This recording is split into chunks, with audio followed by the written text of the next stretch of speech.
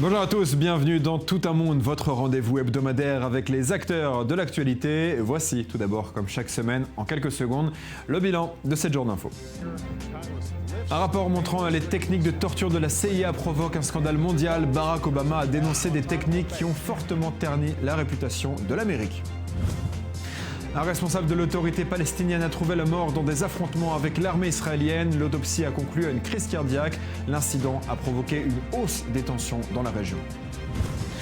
Le dernier otage français dans le monde, Serge Lazarevic, a retrouvé la liberté. Il a été accueilli à sa descente de l'avion par le président français et par sa famille.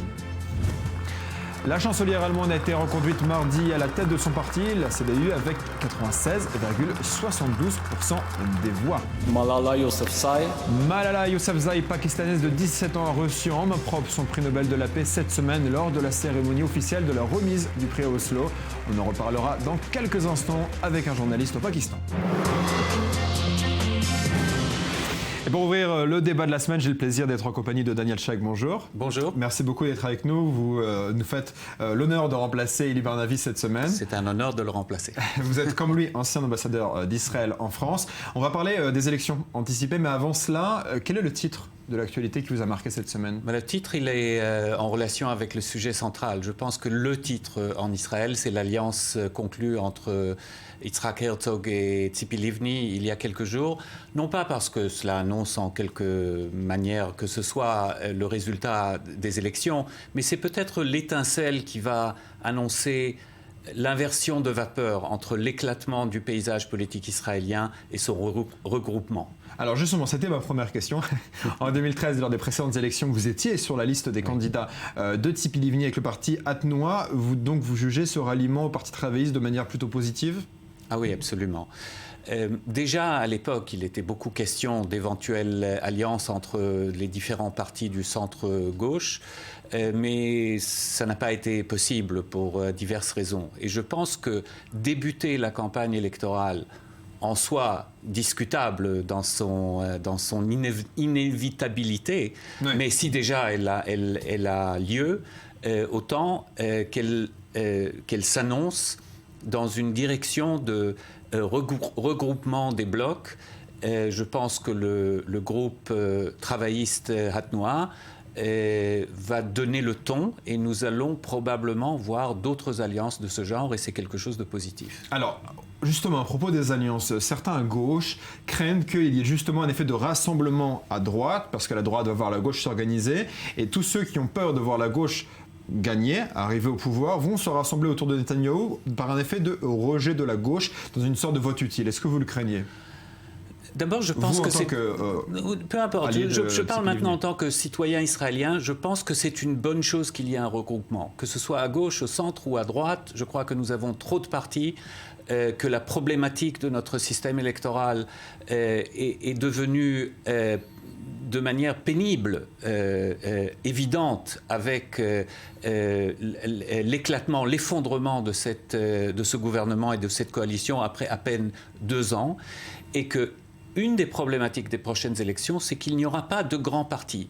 Il y aura 5 ou 6 partis à peu près à score égal, entre 10, 15, peut-être 20 sièges, et ce sera encore plus difficile de former une coalition. Donc, créer des blocs un peu plus cohérents, c'est une bonne chose. Maintenant, spécifiquement, moi, évidemment, j'aimerais voir dans cette alliance entre Tzipi Livni et Yitzhak Herzog l'annonce d'un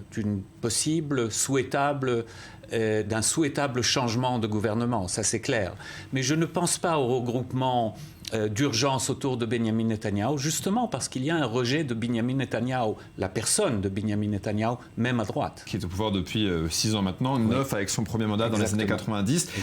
Parlons un petit peu de Tzipi Livni. Tzipi Livni, depuis 2005, elle est passée du Likoud, c'est-à-dire la droite, à Kadima et Ariel Sharon au centre, à Hatnoa, son propre parti, et maintenant l'alliance avec le Parti travailliste, c'est-à-dire elle a changé de parti 4 fois. Non, elle n'a pas changé de parti cette fois-ci, elle garde son parti, elle s'allie avec le Parti travailliste.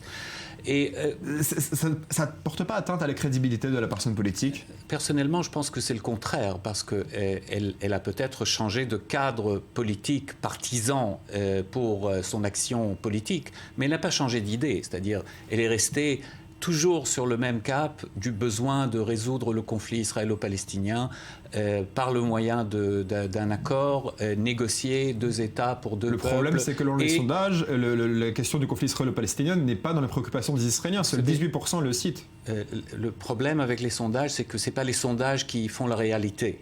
Il y a une réalité qui est en dehors des sondages et cette réalité, elle ne prend pas compte du fait que les Israéliens, malheureusement, je peux le dire, mais vous avez raison, ne pensent pas que c'est un problème de toute urgence. Je pense que la réalité autour de nous, la tension qui monte à Jérusalem, la violence qui monte dans les territoires, sans même mentionner tout ce qui se passe autour de nous dans la région, nous indique que nous n'avons pas le luxe de dire, vous savez, la vie n'est pas si mauvaise en Israël, surtout quand on vit à Tel Aviv, une des économies, des 25 économies les meilleures du monde, etc. C'est un fantasme. Daniel, une dernière question pour conclure sur ce sujet des élections. On a parlé de cette semaine de la mort du ministre palestinien qui, semble-t-il, est mort d'une crise cardiaque au moment des affrontements. S'il y a un regain de tension, et vous parliez de Jérusalem tout à l'heure, s'il y a un regain de tension, en général sur les sujets sécuritaires, c'est la droite qui est crédible. Est-ce que s'il y a un regain de tension, Netanyahou pourrait remonter dans les sondages? Je ne sais pas. Vous savez, nous sommes à 3 mois des élections. C'est vraiment... il faut être casse-cou pour s'aventurer dans des pronostics de ce genre. Je ne poserai pas la question du pronostic. Non, vous pouvez la poser, mais toute réponse que quelqu'un vous donnera est vraiment hasardeuse. Je peux vous dire, j'ai l'impression qu'il y a le début d'une tendance vers une volonté de changement, mais que ce n'est pas du tout joué et que c'est un scénario tout à fait plausible que vous dessinez, qu'avec un regain de tension, il y aurait un regroupement autour d'une sorte de légitimation du pouvoir en place et surtout de la droite. Merci beaucoup Daniel Sheikh. Restez avec nous, on va parler à présent du Pakistan. Restez avec nous. Cette semaine, les lauréats du prix Nobel de la paix se sont vus remettre leur récompense. Parmi les 2 gagnants, Malala Yousafzai, jeune pakistanaise de 17 ans, la plus jeune lauréate du prix Nobel de l'histoire. Elle a été récompensée pour son combat pour l'éducation. L'occasion pour nous de nous intéresser à la situation dans son pays avec Sarah Mounir, journaliste au Pakistan. Sarah, bonjour, merci d'être avec nous. Merci de me recevoir. Alors, Malala Yousafzai a reçu le prix Nobel pour son combat en faveur de l'éducation des jeunes filles. Qu'en est-il de cette question au Pakistan ?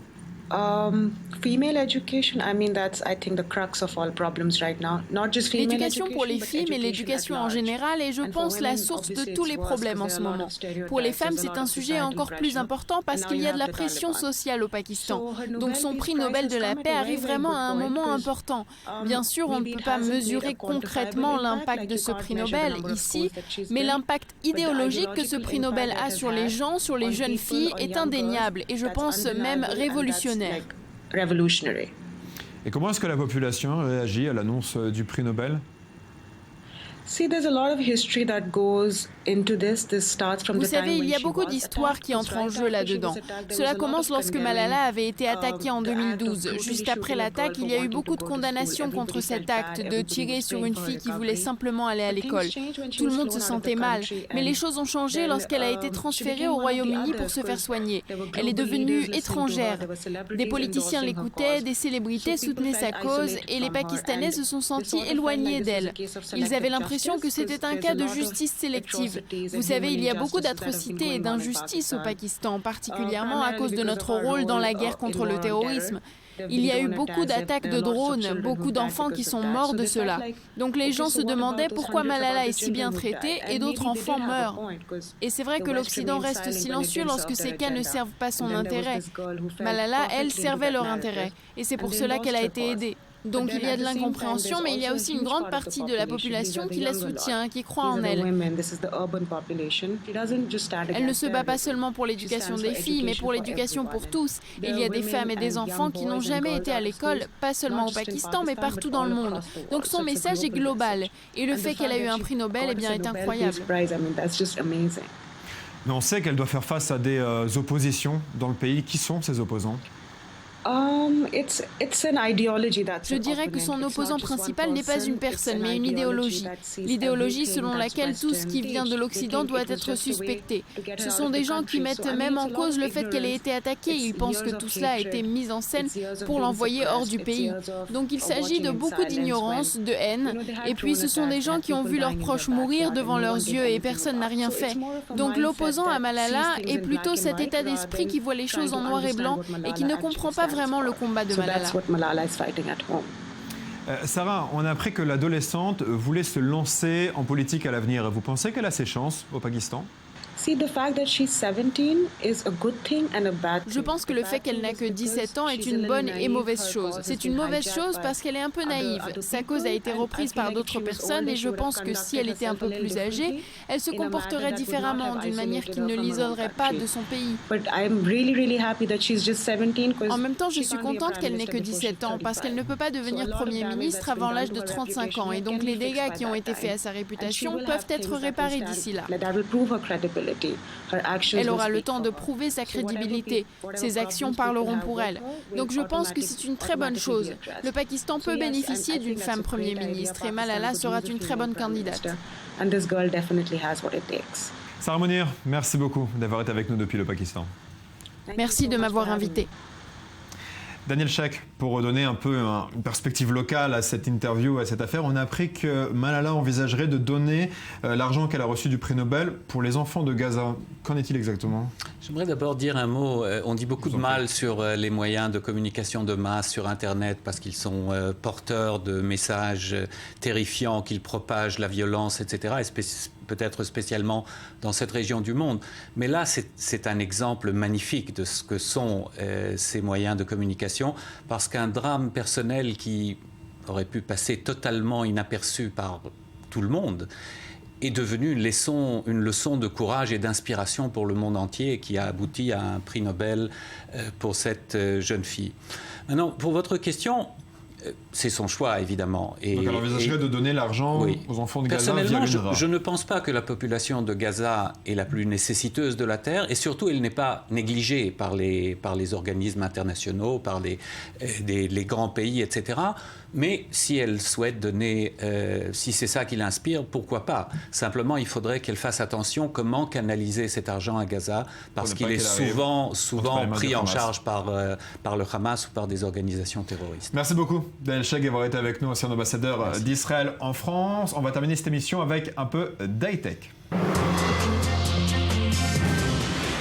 On parle donc de MediSafe, une start-up israélienne qui vient d'être choisie par le Journal mondial de la santé parmi les 100 entreprises digitales les plus innovatrices dans le domaine de la santé cette année. Il s'agit d'un pilulier virtuel qui vous aide à ne pas oublier de prendre vos médicaments, renouveler vos ordonnances ou faire vos vaccins. Avec nous, pour en parler, Omri Shor, cofondateur de l'application. Bonjour. Qui a besoin de prendre autant de médicaments pour avoir besoin d'une application ? MediSafe n'est pas seulement pour les personnes âgées, même si on a tendance à penser que les personnes âgées sont les seules à prendre beaucoup de médicaments. Aujourd'hui, aux États-Unis, il y a 140 millions de personnes qui prennent des médicaments quotidiennement. Ce sont par exemple des personnes qui souffrent de diabète précoce ou bien des femmes qui prennent la pilule contraceptive. Donc il y a aussi beaucoup de jeunes qui doivent prendre des médicaments ou des vitamines tous les jours et ils utilisent MediSafe pour cela. Mais ça marche comment concrètement ? MediSafe est une plateforme capable de connecter le médecin, le patient et la famille du patient. C'est un pilulier virtuel. Le médecin peut mettre des médicaments dans le pilulier du patient. Le patient reçoit donc le mémo et il suit ses médicaments. Si le patient ne prend pas son médicament à l'heure, nous envoyons un message à un membre de sa famille pour qu'il le lui rappelle. Ça crée un soutien social qui va aider le patient. Donc en fait, le patient reçoit des rapports, des retours sur ce qu'il prend. Alors aujourd'hui, le patient peut déjà partager ses médicaments avec son médecin sur l'application. À l'avenir, nous aurons un tableau de bord qui va permettre au médecin de suivre son patient. Nous sommes en train de tester cette nouveauté ici en Israël et nous l'exporterons aux États-Unis bientôt. Mais comment est-ce que l'utilisateur reçoit le rappel de prendre des médicaments concrètement ? Ça fonctionne comment ? Comme je l'ai dit, Medisafe est une plateforme. Le but, c'est qu'elle soit adaptée aux patients et facile à utiliser. Aujourd'hui, nous avons une application iPhone et Android. Ces applications envoient des notifications aux patients. Par contre, nous sommes aussi en train de travailler sur d'autres solutions, SMS, notifications vocales, email, et puis aussi la solution Smartwatch, puisque c'est la nouveauté dans le marché. Bien, ça veut dire que vous comptez gagner de l'argent? Et comment? Medisafe minimise l'écart entre le médecin, la compagnie pharmaceutique et le patient. Cela permet d'avoir de meilleurs résultats pour le médecin et la compagnie pharmaceutique. Il paye déjà pour cela. Medisafe est aussi une base de données qui a déjà enregistré plus de 40 millions de doses de médicaments qui ont été prises avec Medisafe. Donc nous pouvons aussi suivre et analyser ce que les gens prennent avec Medisafe et à quelle fréquence. Merci beaucoup. Et c'était Le Monde de cette semaine, tel que nous l'avons vu. Rendez-vous dimanche prochain. Bonne semaine à tous.